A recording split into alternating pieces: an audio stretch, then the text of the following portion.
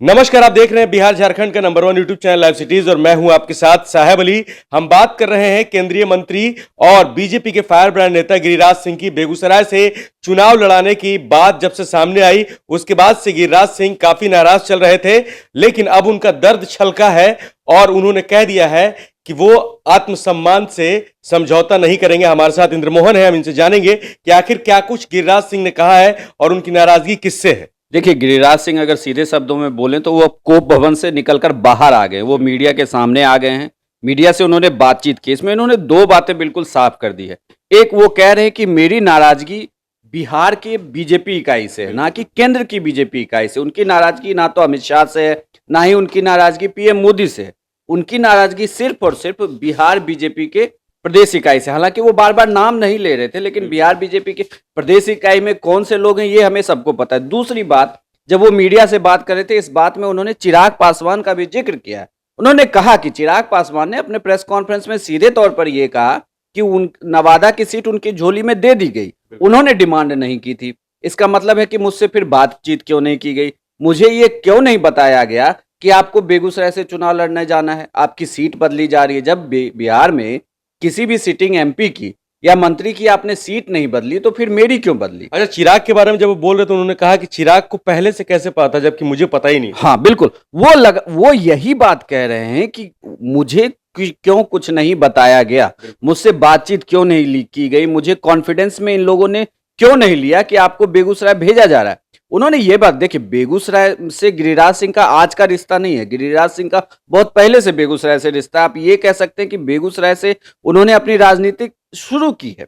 तो बेगूसराय उनके लिए कोई नई जगह नहीं थी जहां से जाके उनको बहुत ज्यादा मेहनत करनी थी। 1996 में भी वो वहां से मेहनत कर रहे थे, 2014 में हालांकि बल्कि उन्होंने साफ तौर पे कहा था कि मैं बेगूसराय से चुनाव लड़ना चाहता हूं। लेकिन उस वक्त भोला सिंह नवादा छोड़ के बेगूसराय से चुनाव लड़ना चाहते थे और सर्वे की रिपोर्ट भी बता रहे थे कि भोला सिंह के पक्ष में थी बातें। तो भोला सिंह को वह टिकट दिया गया और गिरिराज सिंह नवादा चले गए। लेकिन इस बार चूंकि सीटें जब गठबंधन एनडीए का है, उसमें एलजेपी है, जेडीयू है। जेडीयू ने ललन सिंह के लिए मुंगेर की सीट ली, एलजेपी ने मुंगेर के बदले में नवादा की सीट ले ली और नवादा से गिरिराज सिंह को बेदखल करके अब बेगूसराय भेजा गया। उनका सिर्फ गम इतनी ही है, उनकी वेदना है, जो हमें उनकी बातों से लग रहा है कि आप एटलीस्ट एक बार बात तो करते, आप मुझे बताते तो सही। उन्होंने हालांकि इस पूरे मीडिया से बात करते हुए कहीं भी ये नहीं कहा है कि वो बेगूसराय से चुनाव नहीं लड़ेंगे। उन्होंने ये भी कहा है कि बेगूसराय की जनता से उन्हें बहुत प्यार है और उन्हें कोई आपत्ति नहीं है कि वो बेगूसराय चुनाव लड़े, बल्कि एक बार पूछ तो लेना चाहिए। बल्कि मेरे बहुत सारे लोग ऐसे हैं जो दिल्ली में, जिसको हम लोग एग्जैक्टली सूत्र कहते हैं, अगर वो कहें तो, उनके सोशल मीडिया के तमाम ट्वीट या उनके फेसबुक के पोस्ट, वो लोग गिरिराज सिंह के काफी नजदीकी हैं, उनमें से कुछ तो बहुत नजदीकी हैं। उनके ट्वीट्स और पोस्ट लगातार ये बता रहे हैं कि गिरिराज सिंह बेगूसराय चुनाव लड़ने आ रहे हैं, वो तैयार हैं, वो चुनाव लड़ेंगे। हालांकि यह कल से पहले तक यह ट्वीट या पोस्ट नहीं आ रहा था, लेकिन कल रात से यह ट्वीट और पोस्ट आना शुरू हुआ है। गिरिराज सिंह की कुछ तस्वीरें आई जिसमें वो अपने सहयोगियों से बातचीत कर रहे थे, मंत्रणा कर रहे थे कि अब आगे की रणनीति क्या होगी। उनकी नाराजगी की और भी वजह थी। एक नाराजगी जरूर है कि बिहार में वोटर जातियों पर बहुत डिपेंड करता है और जिस तरीके से एनडीए ने ये कहा जा रहा है कि उन्होंने भूमिहार कास्ट को लेकर थोड़ी सी बेदखली दिखा दी, इस वजह से वो नाराज चल रहे थे। सिर्फ बिहार में ही नहीं, ये उन्होंने झारखंड में भी ऐसा किया। इकलौते एक नेता थे, उनका टिकट काट दिया गया क्योंकि अन्नपूर्णा देवी अब आ रही हैं। तो ये जो नाराजगी है ये लगातार बढ़ रही है और इसी नाराजगी के लिए हम कह सकते हैं कि गिरिराज सिंह के दिल में कहीं ना कहीं गुमार था, जो अब मीडिया के सामने निकला है। तो उम्मीद करते हैं कि अब जल्दी ही बिहार प्रदेश इकाई भी उनसे बात करेगी, केंद्रीय इकाई भी बात करेगी, लगातार उनसे बातचीत चल रही है। लेकिन उन्होंने कहीं भी यह नहीं कहा है कि वह बेगूसराय नहीं लड़ेंगे। उन्होंने कहा कि हाँ, मेरा प्यार है, मैं वहाँ की जनता से मेरा लगाव है, मैं वहाँ रात दिन गया हूँ, मेरी बातचीत होती रहती है लोगों, और बेगूसराय के लोगों से भी मैं संपर्क में हूँ जो गिरिराज सिंह से संपर्क में, तो उनका भी लगातार यही कहना है कि लोग उन्हें दादा कहते हैं, कि दादा से जो भी बातचीत हुई है तो दादा चुनाव लड़ने के लिए तैयार हैं, बस थोड़ा सा वक्त चाहिए। लेकिन दिक्कत यह है कि अब वक्त नहीं है।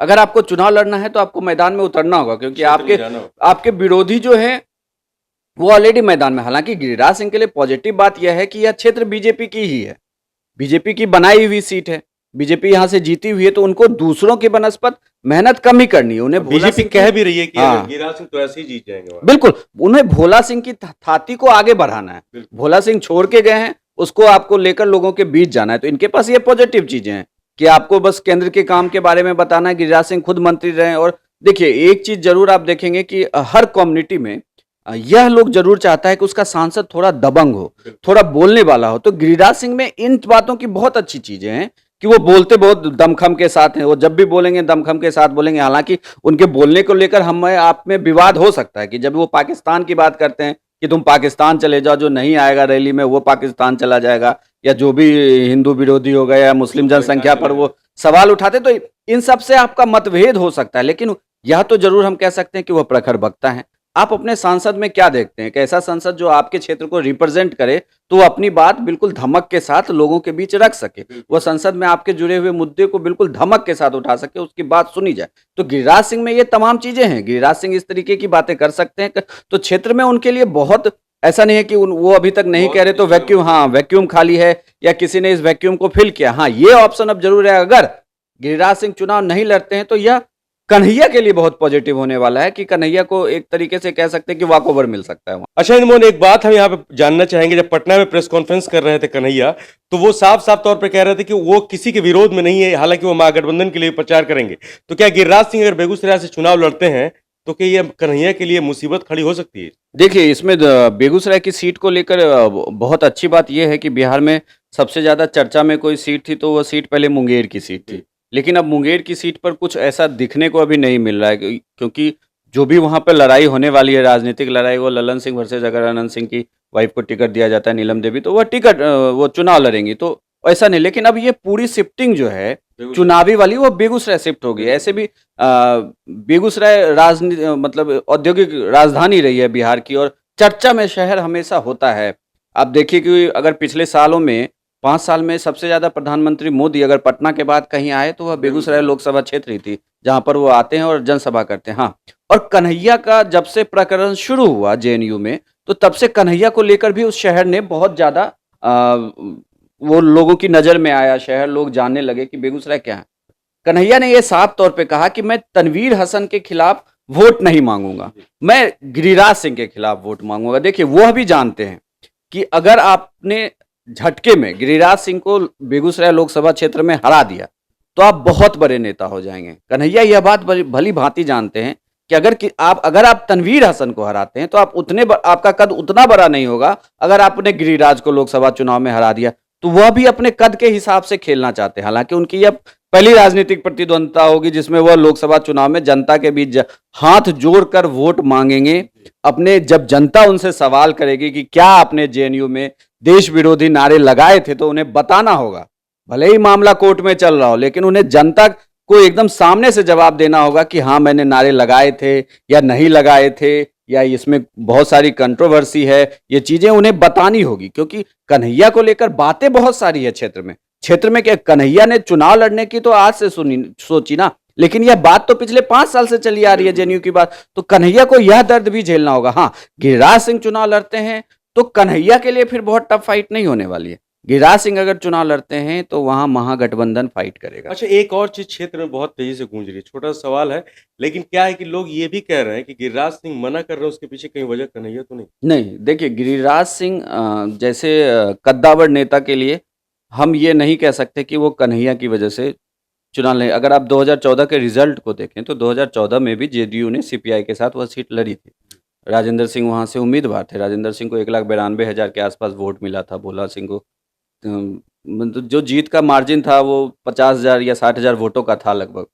तो अगर आप वह सीपीआई का गढ़ रहा है, लेनिनग्राद की धरती कहते हैं उसे, लेकिन आप यह मानिए कि अगर कन्हैया फाइट भी करते हैं, अगर आप जाति वाइज कैलकुलेशन को भी निकालें, अगर वह फाइट कर लेते हैं, वह किसी का वोट काटते हैं, तो वह सबसे पहले किसी का वोट काटेंगे। देखिए, बीजेपी के वोटरों के पास कोई ऑप्शन नहीं है सिवाय गिरिराज के। अगर वो लड़ जाते हैं तो हाँ, अगर किसी के पास ऑप्शन है वोटर को खिसकने का तो वह जो वोटर महागठबंधन की तरफ जा रहा था वो खिसक सकता है।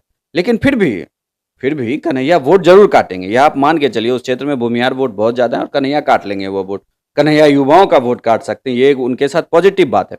लेकिन यह नहीं कह सकते हम कि गिरिराज सिंह कन्हैया से लड़के चुनाव नहीं है। अगर कन्हैया में आप खुद सोचिए, अगर कन्हैया में इतनी अच्छी दावेदारी थी, अगर कन्हैया खुद को इतने अच्छे प्रतिद्वंदी मानते, तो कन्हैया बनारस से चुनाव लड़ते।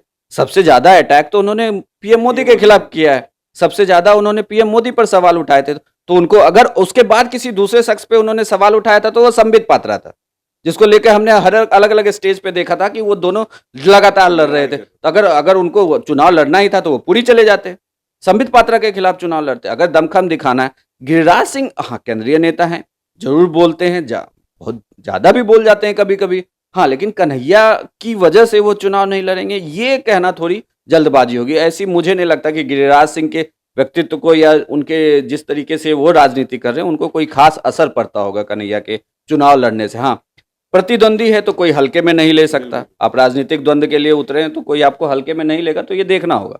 तो ये देखने वाली बात होगी। हालांकि गिरिराज सिंह अभी भी हम कह सकते हैं कि वो पिघले नहीं, बिल्कुल बहुत सख्त हैं।